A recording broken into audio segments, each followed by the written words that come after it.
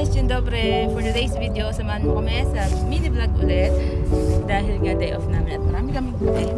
Ngayon ay pupunta naman kami sa Japanese Garden dito malapit sa aming place. Dito sa Bilani, Wrocław. So ngayon nga pala guys, nag-adjust na ng 1 hour na deduct na yung, ang gulo-gulo ko talaga lagi. Deduct na ng 1 hour yung advance na Pilipinas. So ngayon 6 hours na lang yung advance na Pilipinas. 12 o'clock ngayon, 6 sa kanila. Diba dali 7? Yun lang, mamaya ulit. Kung makikita nyo, ang init na nga pala guys, no? Hindi ko alam kung ilang degree pero okay lang yung hangin. Tapos nakachinelas lang ako. Diba? Indication na mainit na nga talaga. Kaya na yung lamig. Tingnan nyo yung mga kandidato. Ang simple lang nila kumpara sa